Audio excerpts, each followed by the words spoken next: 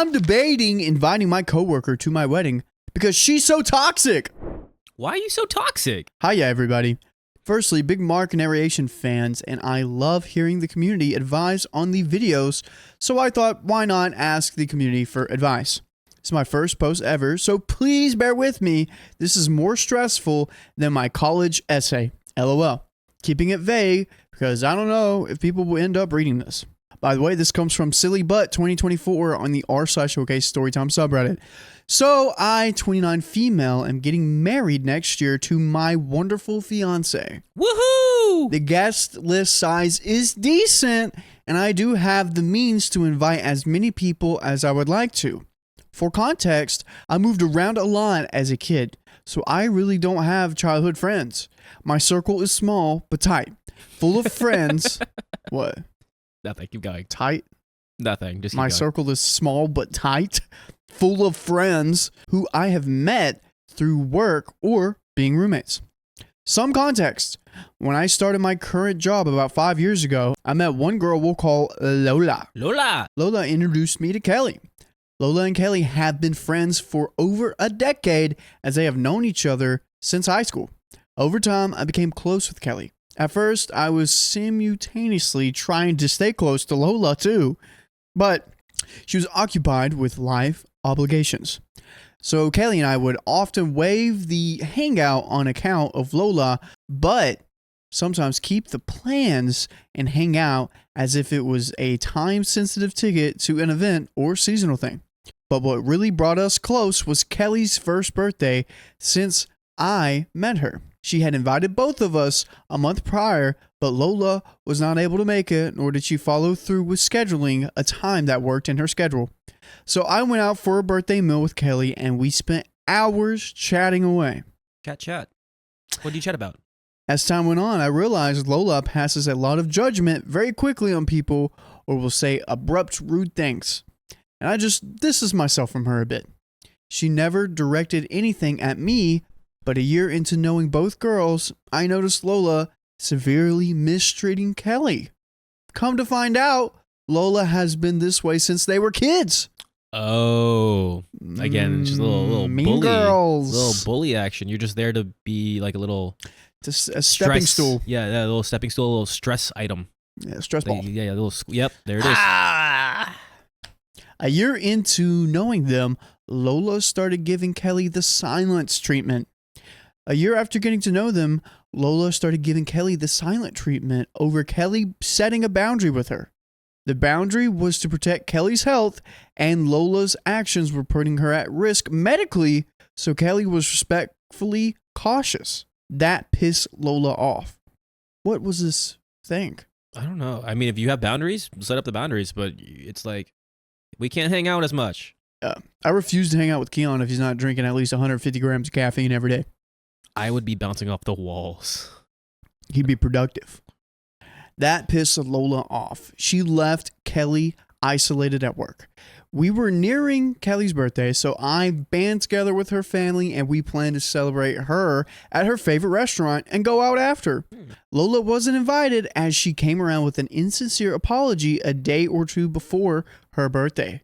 By that time, reservations were set and people were invited. Made for a very awkward office happy birthday singing when Lola came around to see Kelly. Uh-oh. It's been a few years since this instance, and Lola has definitely kept up with saying things that are rude or unnecessary. Oh, dude, she's just like keeping it in her back pocket.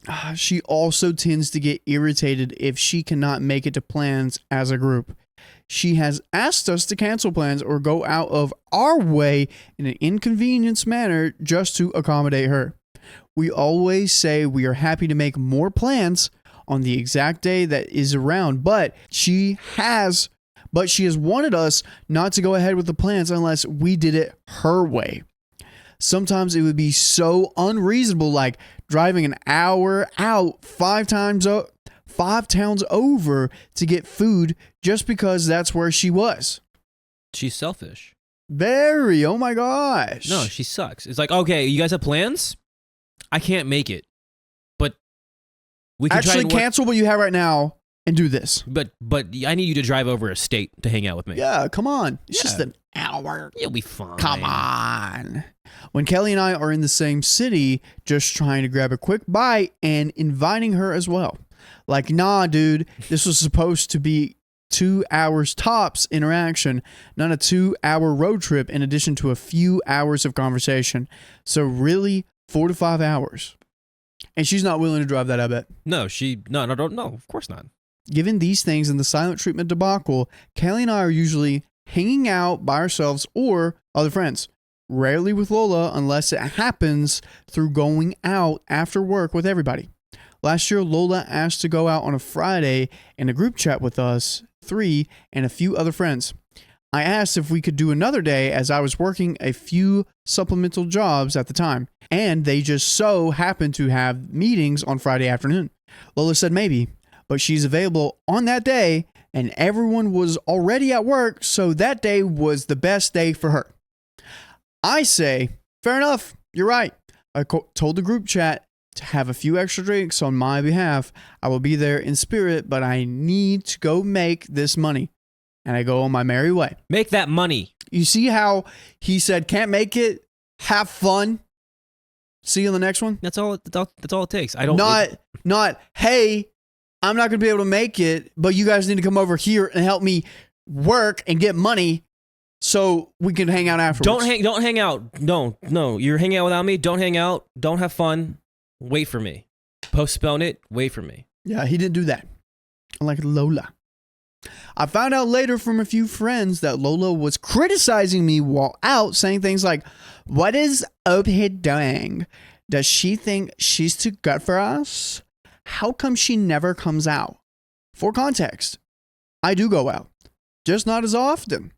This was out of the blue for me, and I felt irritated, but also amused that me bowing out on a Friday drink had her so annoyed. Nice. I am a professional above anything else, and I don't care enough to duke it out over these comments. I have never confronted Lola about her behavior.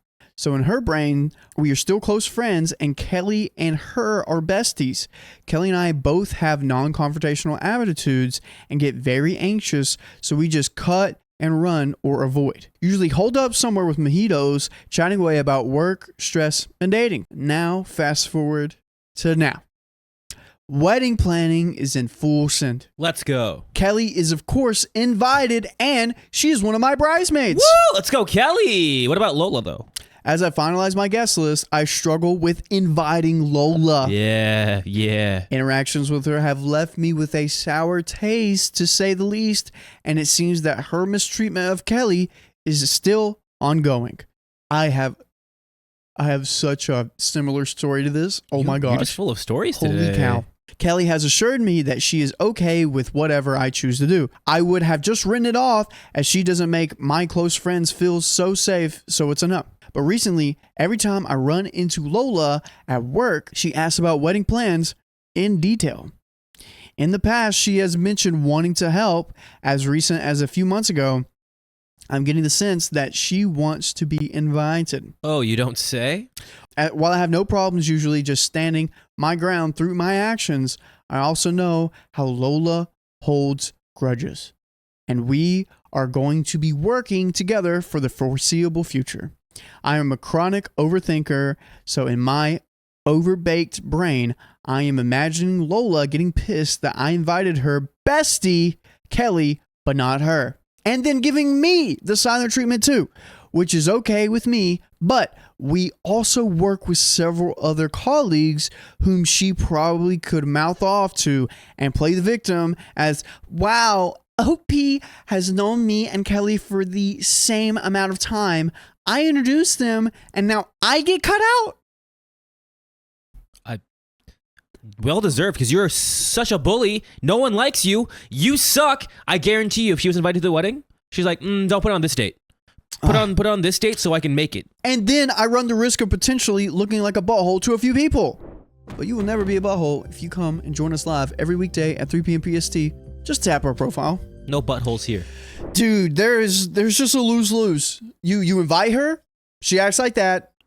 You don't invite her, she acts like that. bad mouths. Yeah. Like it's literally like if you don't invite her, she's gonna act like that. If you do invite her, she's gonna act like that. That's what I said. You just don't get anything. That's exactly what I said. No win. Yeah, I'm just reinforcing it. Oh, okay. Cool. Yeah, I agree with you. Oh, good. I'm not disagreeing with you at all. Dude, that's I don't know, dude. I don't know. If you want to play fire with fire, you have to be the mean girl here. You have to be Lola here. You have to be Lola 2.0. You have to be Lola in a way that you know what Lola's about to do, and then you already do it, and then you have a backup plan for what she might do also. Are you ready for that? If you want to be that kind of person. Or just invite all the colleagues and not Lola. Oh, I thought you got in the mail, dude. Dude, I literally texted it to you. Oh, this isn't your number? I had to reschedule. I didn't send it into the right group chat. No, Don't you remember when we talked about that? We literally talked about it for hours. I already know that Lola is going to be very, very upset that Kelly is her did you say bridesmaid or maid of honor? Bridesmaid. A bridesmaid. I already nonetheless, either or, that Lola is going to be so butthurt about that. Oh yeah.